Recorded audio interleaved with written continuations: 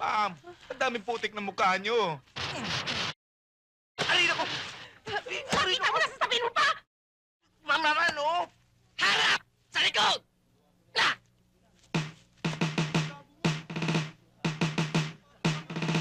Kayo! Ayoko magbubulakbol bawat isa sa inyo, ha? Kailangan, gagampanan nyo ang inyong tungkulin dito sa ating paralan.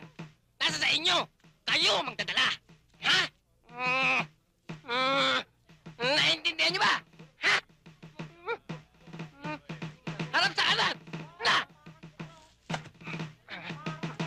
Pasulong! Gat! Kaliwa! Kaliwa! Pare, tignan mo Kaliwa! to. Kanan! Kaliwa! Kaliwa! Kaliwa! Kaliwa! Kanan! Aray! Aray! Aray! Aray! Tulo! Aray! Tulungan! Sa kuha! Aray! Tulo! Tulungan! Aray! Aray! Aray! Aray! Sir! Tulo! Dito! Talon! Tulo! Unampak! Ay! Aray ko! Aray! Aray! Oh. Bakit ka tumatawa? Ba't ka nagtatawanan? Ba't niloloko niyo yung aso? Sir, Ha? Lalo ka na delikado, ha? wala akong kinalaman dyan. Ikaw, marami ka na ginagawang kalokohan dito sa eskwela. Makikita niyo. Isusumbong ko kay Miss Del Ferro. Hindi. Hey! Thank you, thank you. Thank you, maraming salamat sa inyo. Thank you. Happy birthday, Toby! Thank you. Isang kiss naman dyan, oh! Toby! Ito lang dyan! Sige na! Sandali lang! Dapat sa lips na. Ayun lang eh! Tsaka na yun, tsaka na yun. Mamaya yun. Ayaw eh. Toby, nagugutom na ako. Wala bang blowout, ha? Hindi na! Mag-disco na lang tayo! Oh, sige. Call ako dyan, ha? Pero sa isang kondisyon. Kailangan kasama si Marilyn. Teka, hindi ko sigurado kung papayagan ako ng parents Sige ko na! eh. Don't you worry about the permission. I'll take care of it.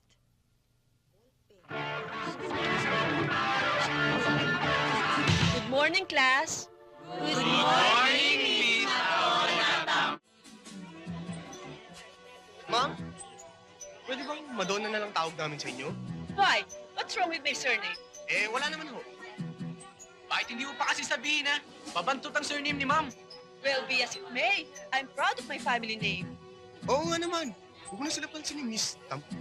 All right, class. Hoy! Baka pasukin ang bunganga mo ng bangaw, ha? Sobra talaga to. Parang ang kina nakakita ng sexy, eh. Susi,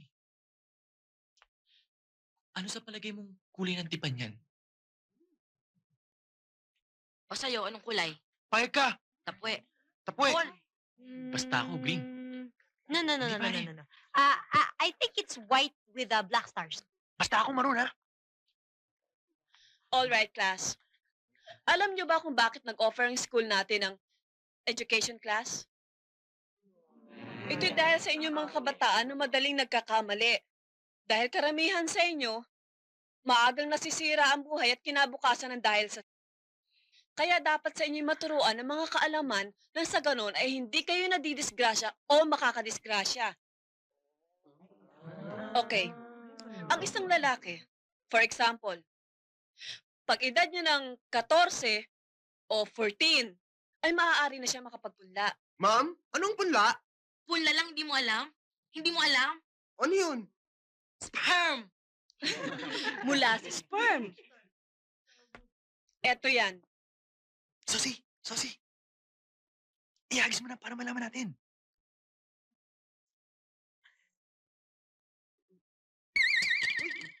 Itong sperm ay siyang binhi ng lalaki na siyang maaari makapag-fertilize ng itlog ng babae. Ma'am, may itlog ba babae? Meron! Ilan? Isa lang. Eto yun.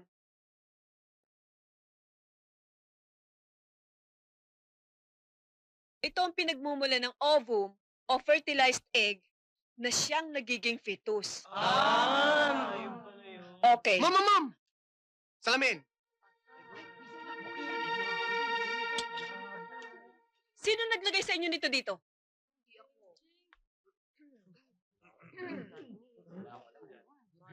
Walang aamin? Delgado! Ha? Ma'am? Go to the principal's office! Bakit, ma'am? Lumabas ka dito, sabi! Out of the room!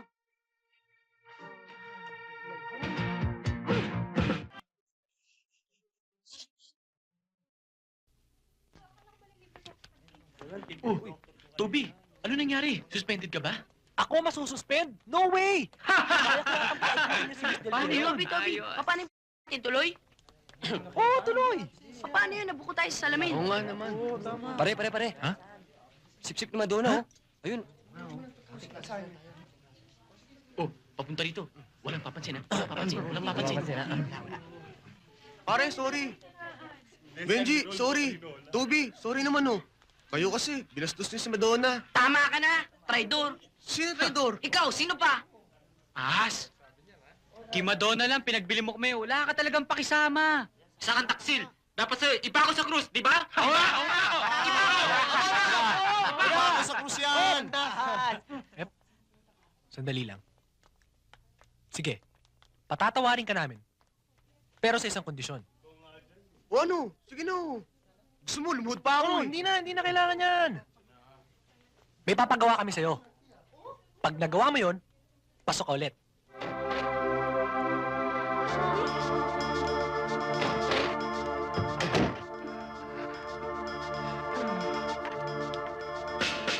Oh, boys, what are you doing here? Delgado, ha? No, ma'am. Ma'am, wanna buy watch? Tagal naman niya. Tagal ah, tagal. Oh! Ito talaga, oh.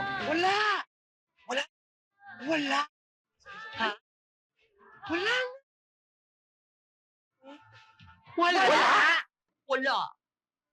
Wala pa. Ang dinig ko kasi kanina, ang mami mo may meeting na kasama ang kanyang mga buyer na taga-Europe. Ang daddy mo naman, may meeting sa Cebu kasama ang kliyente. Ay, teka, magmerienda ka muna. Tama-tama, meron akong nilutong masarap para sa birthday mo. Marilyn! Ano? Wait, you really have to go. Can't you stay? Toby, I told you I have to go. Pambihira ka naman, oh. Daig mo pa si Cinderella, eh. Buti pa si Cinderella, alas 12 ang curfew. Samantalang ikaw, alas 10 pa lang, uwi ka na. Aba, buti nga pinagbigyan kita, no? Baka naman pwede pa kayong maiwan sandali. Wala pa naman tayo happenings, oh. What happenings are you talking about? Akala ko ba ugaling ka na ka? Hey, I may be an American girl, but I'm not that cheap. Come on. Marilyn, let's wait now. Come on. Pwede ba tumahimik ka dyan? Ay, sorry, basta. I have to go. Ang kulit nga yan eh. Nakakabwisit. Come on. Okay ka, Marilyn. Bakit na naman?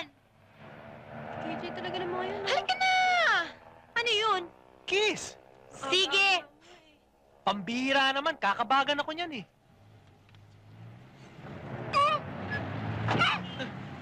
Gay? Oh, yan na pala mo. Mahilig ka manligaw ng teenager. Isa tayo. Tara, pare. Wala na yung mga shooting nyo. Bye-bye na. Tara. Tara na. Sige. Pare, pakiabok mo ng Oh, tunog ko. Sosi, magbayad ka na ng utang mo. Tagal-tagal na, no? Yung magbabayad interest, naman ako, pati yung eh. Ano, 5-6. O, ikaw, magbayad ka na ng utang mo. Magic, ako. O, ikaw, basta wala na akong pakialam sa'yo. Basta bayad ng Wala utang na mo. ako, pero ah. yung interest, kailangan bayaran mo. O, Rupert, ikaw, paano utang mo? Pare, baka malaglag ang mata mo dyan. Sabi nga! Oh, be careful with the sleeve. Okay, that's expensive. Bakit may bigote lang siya? Hi! Ay! Hayop ka! Kala ko ako. May klase ka pa ba? Oo, late na nga ako eh. Paano yung date natin? Hindi pwede, wala akong time. Come on, you have to decide. O sige na nga mamaya, call me ha. Oh, sige. I'll see you tonight, ha?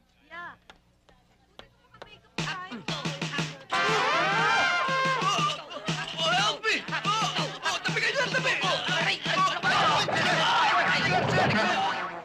Ay, tara! Rupert, hindi ka naman ito. Ang ganda, no? Eh, yung binibenta mo, puro de palito eh. Sino sabi tayo palito to? Toothpaste meron. I'm not talking to you, Mr. Thoughtness. We hate you for what you did to our idol. You Teka lang, teka lang. Anong idol? Eh, kilo por kilo. Mas mabigat pa ako sa Valentino na yun eh. That's what you think, you conceited... Gay, sandali lang. Bakit kita dyan eh, Che? Suplada, no? Ito kasi si Rupert eh. Oh, bakit ako na naman? Eh, di ba? Ikaw ang sumipa ng skateboard. Wanna buy watch? Aray ko. Ngayon, pwede na ba tayong magsimula? Yes, sir. Ano ka mo, Binibining Campos? Ang sabi ko ho, Ginoong Urbano Matanglawin, maaari na ho nating simulan ng ating aralin para sa araw na ito. Ganyan!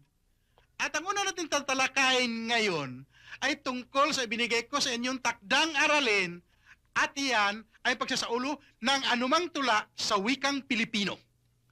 At umpisahan natin kay Ginoong Delgado. Yes, sir.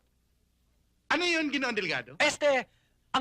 Ang katagang binigkas ko ay handa na po ako, Ginoong Urbano Matanglawin. Ganyan. Ngayon, ano ang pamagat ng tula mo?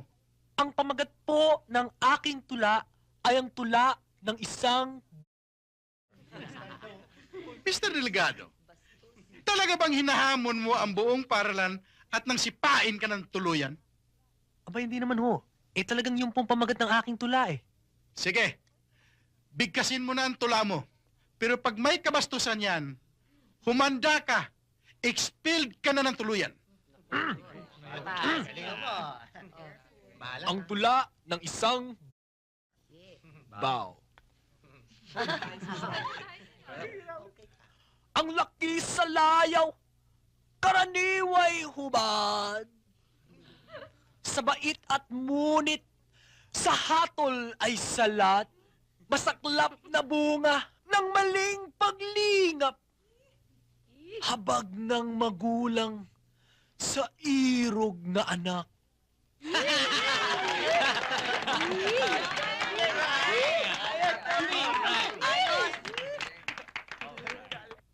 Sir. Ano ang pamagat ng tula mo? Ang tula ko po ay ang tula ni Judas. Meron bang ganun? Aba, meron.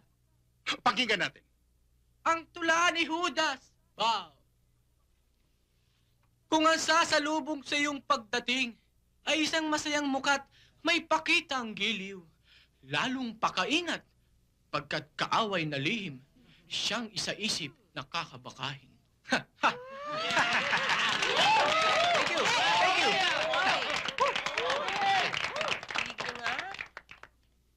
Ginoong Matanglawin. Ginoong Jimenez, ano naman ang pamagat ng tula mo? Labis. Labis? Meron bang ganun? O pagsintang labis na makapangyarihan, 10 mag-aamay yung nasasaklaw. Kapag pumasok sa puso ni Numan, hahamakin lahat, masunod ka lamang.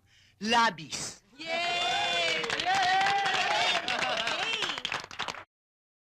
Pati ang dakilang balagtas ay isinasama ninyo sa Ganito ang pagbigkas ng tula ni Balagtas kay Silya. Silya? Sir, kilala ko yung Silya yan. Pinsan niya ni Don Celia. Mael. Si Silya ay si Maria Asuncion Rivera sa tunay na buhay at siyang minahal ni Balagtas na siyang naging dahilan ng kanyang pagkabilanggo dahil sa maling paratang ng kanyang karibal sa puso ni Silya. Ah, sir! Ang ibig niyo sabihin ay Celia, hindi Silya. Magsitigil kayo, ha? Ganito ang wastong pagbigkas ng tula kay Silya. Kung pagsaulan kung basahin sa isip ang nangakaraang araw ng pag-ibig, may mahahagilap pa kayang nakatitik liban sa kay Silyang namugad sa dibdib. Yaong Silyang laging pinanganganiban, baka...